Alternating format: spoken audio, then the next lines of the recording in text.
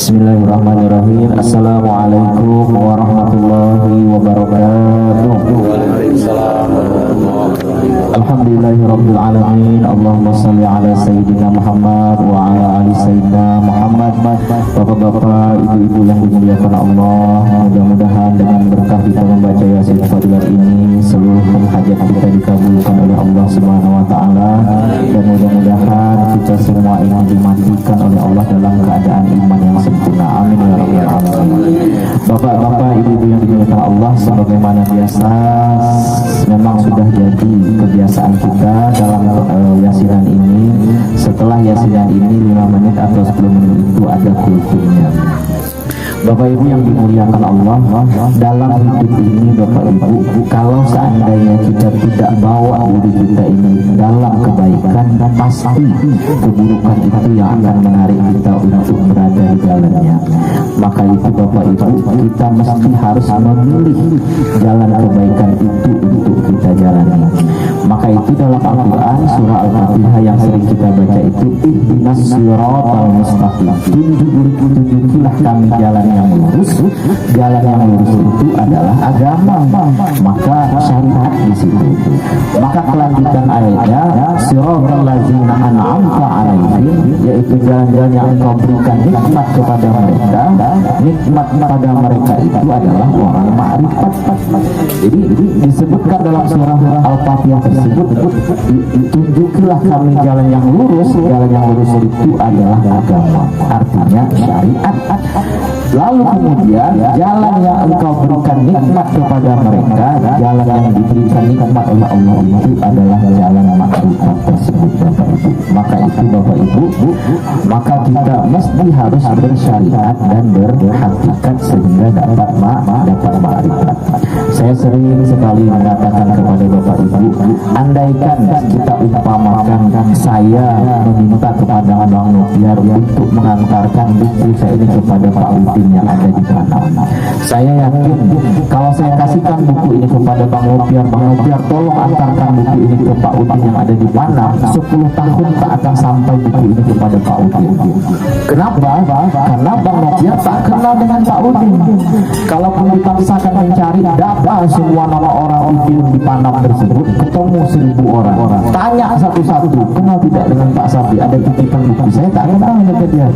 Tanya kedua lagi, kenal tidak, tak kenal. 1000 orang yang dijalani mungkin menghabiskan waktu bertahun-tahun lamanya, barulah ketemu dengan orang yang kenal dengan saya, lalu diantarkan buku itu. Kenapa lambat sampai? Karena tak kenal. Tapi kalau saya bilang, Bang Nopiar tolong antarkan buku ini ke Bang Sitam, saya bilang, dalam waktu 1 menit, 2 menit, bahkan 5 menit, tidak butuh waktu yang banyak, buku ini akan sampai. Kenapa? Karena kenal. Maka itu kenal itu namanya ma'rifat. Maka beruntung sekali orang yang kenal. Kenapa? Ketika dia beribadah, dia mengantarkan ibadahnya itu cepat sampai. Kenapa? Karena dia kenal. Maka itu Bapak Ibu, orang yang kenal kepada Allah ini beruntung.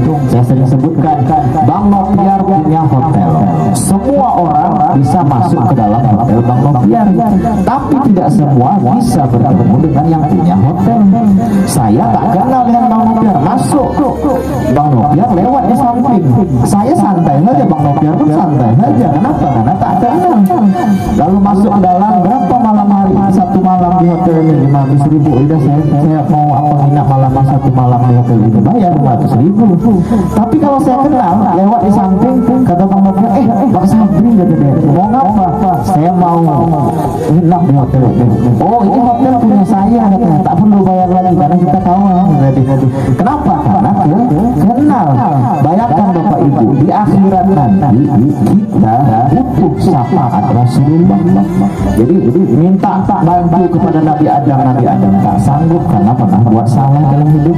Minta kepada Nabi Musa tak sanggup minta tolong untuk bertemu kepada Allah karena Nabi Musa pernah buat salah, minta kepada Nabi Ibrahim, Nabi Ibrahim tak sanggup, malu kepada Allah karena Nabi Ibrahim pernah berbohong 4 kali dalam hidupnya.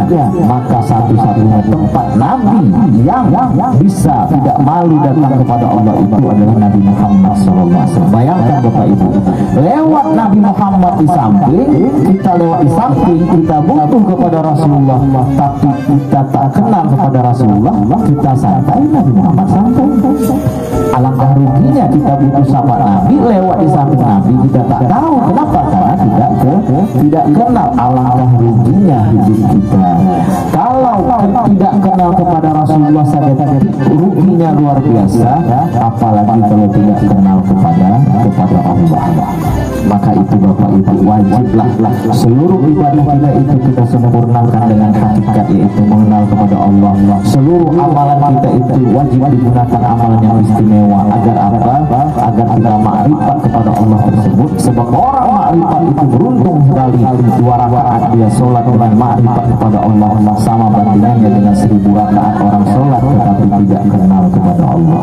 Maka itu Bapak Ibu, ada orang yang beribadah banyak tapi dianggap sedikit oleh Allah, tapi ada orang beribadah sedikit tapi dianggap gunung seperti gunung oleh Allah, yaitu orang yang bermakrifat kepada Allah Subhanahu wa taala.